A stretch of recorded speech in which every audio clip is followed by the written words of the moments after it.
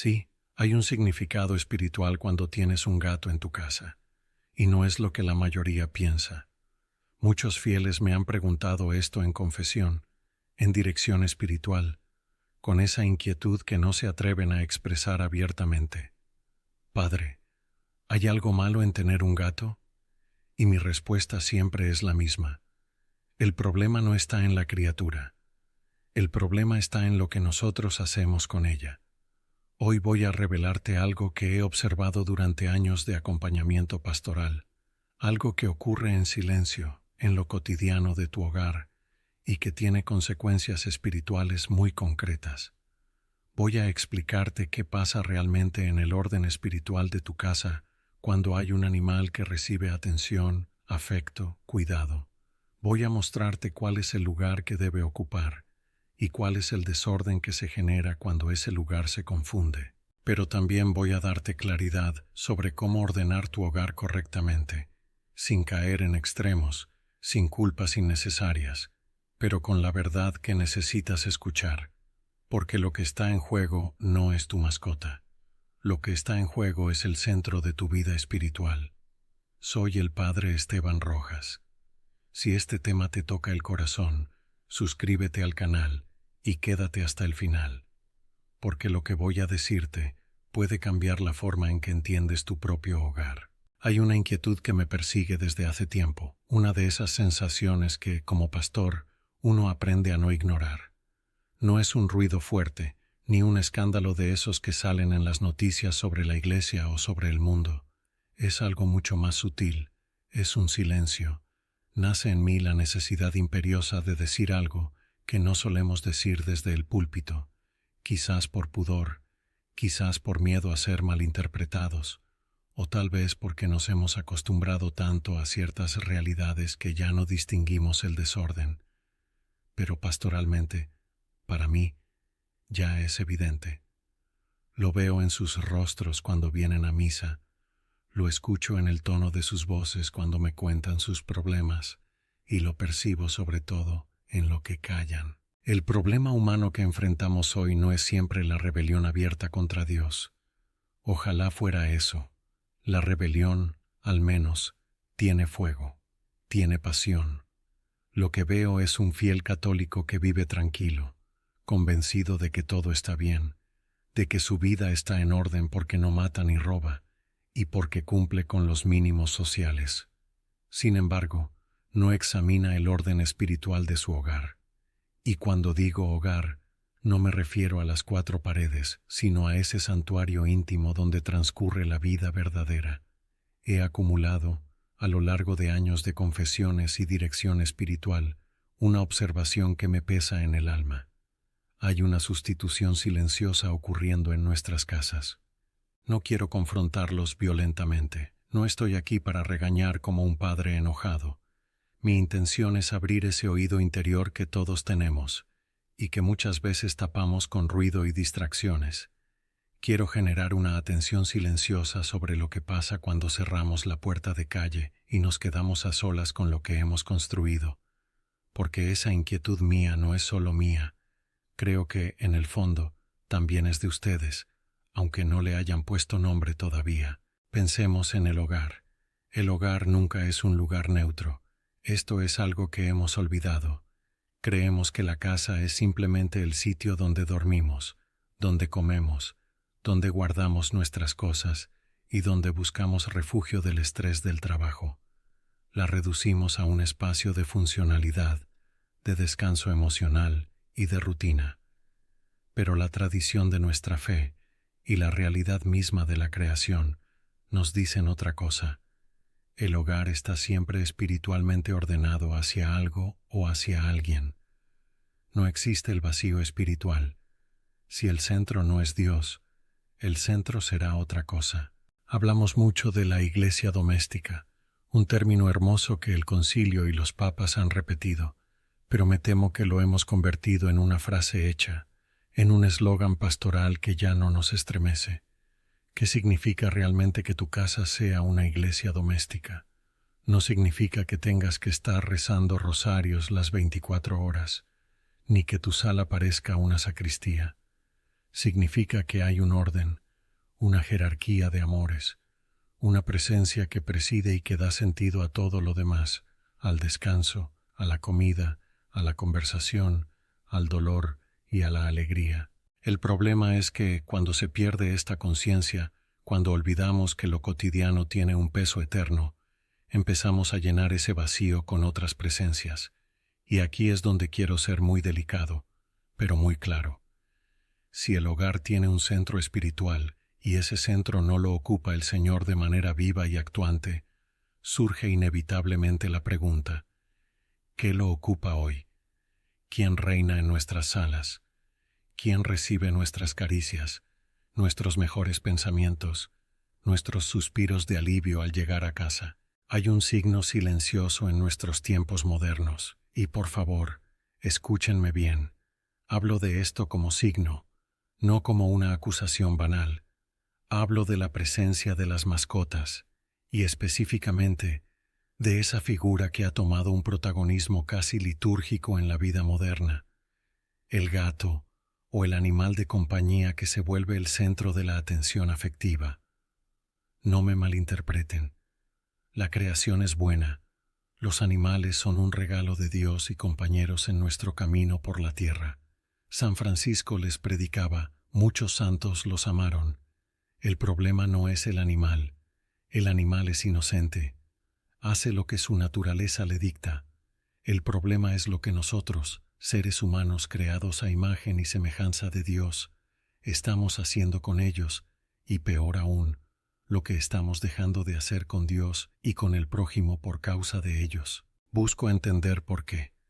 ¿Por qué esta fascinación casi obsesiva? ¿Por qué tratamos a estas criaturas con una reverencia y un cuidado que a veces negamos a nuestros propios hermanos, o incluso a nuestros padres ancianos? Creo que la respuesta es dolorosa pero simple. Buscamos una compañía que consuela pero que no interpela. Buscamos una presencia que no exige conversión. Observen la naturaleza de esta relación. El animal, por su propia condición, ofrece una compañía constante, tibia, a veces juguetona. Está ahí, se deja acariciar, nos hace sentir que no estamos solos. Pero hay una diferencia abismal con el amor cristiano. El animal no te va a pedir nunca que seas mejor persona. Tu gato no te va a mirar a los ojos para preguntarte por qué fuiste egoísta hoy con tu esposa. Tu perro no te va a cuestionar por qué has dejado de rezar. Ellos nos ofrecen un afecto que tiene todas las ventajas del calor emocional, pero ninguna de las exigencias del crecimiento espiritual. Tienen una autonomía, una independencia que nos fascina, y un afecto que no requiere entrega total de nuestra voluntad. Esto es lo que me preocupa. Veo cómo el fiel se desliza suavemente de la defensa. Es solo un animal, padre, no exagere, hacia una realidad más profunda. Estamos usando a estas criaturas para tapar huecos que solo deberían ser llenados por el amor humano, que es exigente y a veces duele, o por el amor divino, que es fuego purificador. Cuando llegas a casa y lo primero que haces es buscar el consuelo de una criatura que no te juzga, estás, en cierto modo, huyendo del juicio amoroso de Dios y de la responsabilidad de la comunión con los demás. Aquí es donde el afecto empieza a reemplazar a la comunión, y esta es la trampa mortal. Confundimos la paz emocional, esa tranquilidad de estar en el sofá acariciando un lomo suave mientras vemos televisión, con la paz que nace de Dios. La paz de Dios no es anestesia, es plenitud. La paz emocional que buscamos en estos sustitutos es, muchas veces, simplemente una evasión. Lo veo en hogares donde hay un cuidado exquisito por la dieta del animal, por su salud, por su comodidad. Tienen camas mejores que las de muchos pobres. Pero en esos mismos hogares no hay oración. Hay atención clínica a la mascota, pero no hay altar. Y si hay un crucifijo, está colgado como un adorno más, mudo, cubierto por la misma capa de indiferencia que cubre nuestra conciencia. El centro de gravedad de la casa se ha desplazado. Ya no giramos alrededor de la mesa eucarística, ni siquiera alrededor de la mesa familiar de diálogo y encuentro. Giramos alrededor de las necesidades y caprichos de un ser que no tiene alma inmortal, mientras descuidamos las almas inmortales que viven bajo el mismo techo. Esto aumenta el peso espiritual del tema. No estamos hablando de gustos personales, estamos hablando de idolatría. Sí, la palabra es fuerte, lo sé. Suena a Antiguo Testamento, a becerros de oro. Pero la idolatría moderna no es arrodillarse ante una estatua de piedra. La idolatría moderna es darle a una criatura el tiempo, el amor, la devoción y el sacrificio que le corresponden al Creador o a la imagen de Dios en el hombre. Cuando el afecto sustituye a la comunión, el corazón se achica. Nos volvemos incapaces de amar a las personas, porque las personas son complicadas, las personas traicionan, las personas exigen, las personas huelen, las personas enferman y se quejan. El animal no, el animal es el amor seguro, y al elegir el amor seguro, rechazamos la aventura de la caridad cristiana. Las consecuencias de esto no hacen ruido. No esperen ver demonios saliendo por las ventanas, ni desastres repentinos. El enemigo de la naturaleza humana es astuto. Él sabe que si nos tienta con un pecado grave y visible, tal vez reaccionemos y corramos al confesionario. Pero si nos duerme con una tibieza cómoda, si nos convence de que todo está bien mientras nuestro espíritu se atrofia, entonces nos tiene donde quiere. Lo que sucede es un enfriamiento lento. Dios queda desplazado. No es expulsado a gritos. Simplemente se le deja de invitar a la sala de estar. Se le relega a un rincón, a un domingo por la mañana, a un trámite. Y uno cree que si no hay pecado mortal visible, no hay deterioro espiritual. Pero lo hay. Veo la pérdida gradual de la oración en las familias. Ya no se bendice la mesa porque es anticuado o porque interrumpe la dinámica con la mascota o la televisión. Veo la fragilidad ante el dolor. Cuando llega una enfermedad seria o una muerte, esas familias que han puesto su centro en el consuelo emocional de lo inmediato, se derrumban. No tienen cimientos. Han construido sobre la arena de un afecto que no salva. Un animal puede acompañarte en tu soledad, pero no puede salvarte de la desesperación. Solo Cristo hace eso. Y si Cristo no ha sido cultivado en el día a día, cuando llega la tormenta, la casa se cae. Y aquí, hermanos, es donde el fiel empieza a reconocerse. Quizás te estás sintiendo incómodo. Quizás estás pensando en tu propia casa, en tus propias prioridades. Y eso es bueno, porque esa incomodidad es el principio de la verdad. Quiero aclarar algo fundamental. Esto no es una condena, es una advertencia pastoral. Yo, como sacerdote, no gano nada con juzgarlos. Mi misión no es señalar con el dedo para que se sientan mal, sino señalar el abismo para que no caigan en él. Entiendo el rechazo natural a la corrección. Vivimos en una cultura hipersensible, donde cualquier observación sobre nuestra vida privada se siente como un ataque. Padre, no se meta en mi vida, podrían pensar. Pero es que su vida no es solo suya, son miembros del cuerpo de Cristo. Y si una parte del cuerpo se gangrena por falta de circulación sanguínea espiritual, todo el cuerpo sufre. Debemos distinguir entre el Dios que acusa, que es una imagen falsa, pues quien acusa es el demonio, y el Dios que ordena. Dios es un Dios de orden. Él puso las estrellas en el cielo, separó las aguas de la tierra, y estableció una jerarquía en el amor. Amar a Dios sobre todas las cosas y al prójimo como a uno mismo. No dijo, amar a la creación al mismo nivel que al Creador. Cuando ese orden se rompe, no es que Dios se enoje y nos castigue, es que nosotros mismos nos castigamos con la tristeza, con la soledad profunda, con el sinsentido. Mi advertencia nace de ver esa tristeza en ojos que deberían brillar con la esperanza del Evangelio. El problema, queridos hijos, no empieza en lo externo. No se trata de llegar a casa hoy y sacar al gato a la calle. Eso sería una solución superficial y cruel. El problema empieza en el desorden del corazón. El desorden del hogar es solo un reflejo del desorden interior. ¿Por qué hemos llegado a esto? Porque tenemos miedo. Tenemos miedo a la exigencia de Dios. Estamos cansados espiritualmente. La vida moderna nos agota, y la propuesta de Jesús, toma tu cruz y sígueme, nos parece demasiado pesada para un martes por la noche después de trabajar 10 horas. Entonces buscamos un cristianismo light, un amor que no pese. Huimos del sacrificio, y al huir del sacrificio, huimos del amor verdadero, porque no hay amor sin renuncia. Preferimos la satisfacción inmediata de una lealtad animal que la ardua tarea de construir la santidad. Es necesario un examen interior honesto. ¿Qué lugar ocupa Dios en mis afectos?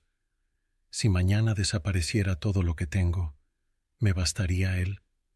¿O he llenado mi corazón de tantos consuelos intermedios que ya no queda espacio para el Consolador? Donde hay desorden, Dios no abandona. Él espera ser recolocado. Está ahí, en la puerta de tu corazón, tocando suavemente. No la derriba. Espera a que tú, libremente, decidas que Él es más importante que tu comodidad. Ahora bien, hablemos del orden que Dios restaura. Dios no impone, Dios restaura. Y quiero presentarles esta esperanza sin sentimentalismos baratos.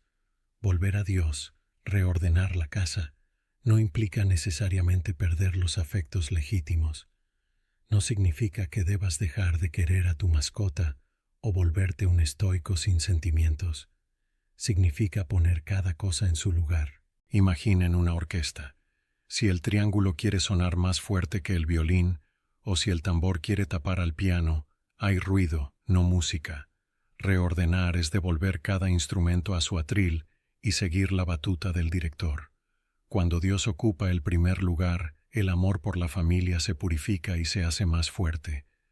Y el amor por la creación, por los animales, también encuentra su justa medida. Se vuelve un amor de gratitud, de respeto, pero no de adoración ni de sustitución. Se trata de devolverle al Señor el trono de la casa. Y cuando el Rey está en su trono, todo el reino funciona bien. La paz que se respira en un hogar ordenado hacia Dios es muy distinta a la calma de un hogar simplemente silencioso. Es una paz activa, una paz viva. Llegamos así al punto de la decisión. No podemos quedarnos solo en la reflexión intelectual. Qué interesante lo que dijo el Padre. No, eso no sirve de nada. Se requiere una decisión silenciosa que cambia el hogar. Es un llamado al reordenamiento espiritual personal y familiar. Sé que tendemos a postergar. Lo pensaré. Ya veré cómo mejoro. Pero el tiempo de la gracia es ahora. ¿Qué pueden hacer hoy mismo? Gestos simples, pero decisivos. Recuperar la oración en común. Bendecir la comida, aunque les dé vergüenza al principio. Nombrar a Dios en las conversaciones. Colocar una imagen sagrada en un lugar de honor, no en un rincón olvidado, y que esa imagen sea un recordatorio constante de quién es el dueño de la casa. Y sobre todo, examinar el tiempo y el cariño que dedicamos.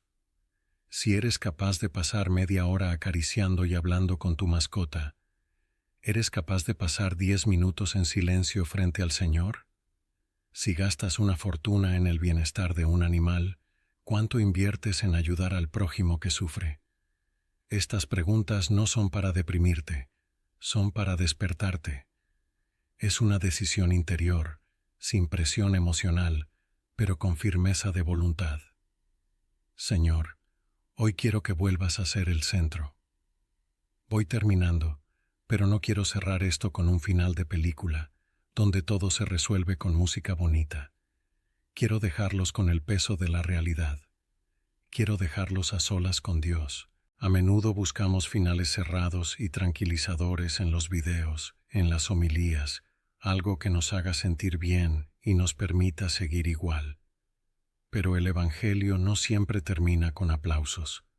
A veces termina con un silencio que interpela. La pregunta que les he planteado, sobre quién reina realmente en sus hogares y en sus corazones, no la puedo responder yo por ustedes. Solo ustedes, en la soledad de su habitación, cuando se apague la pantalla, pueden responderla. No tengan miedo al silencio. No tengan miedo a mirar lo que falta, porque es en ese hueco, en esa carencia reconocida, donde Dios puede empezar a trabajar de nuevo. Que el Señor les conceda la valentía de ordenar su casa, empezando por su propio corazón. Queden en la paz de Dios.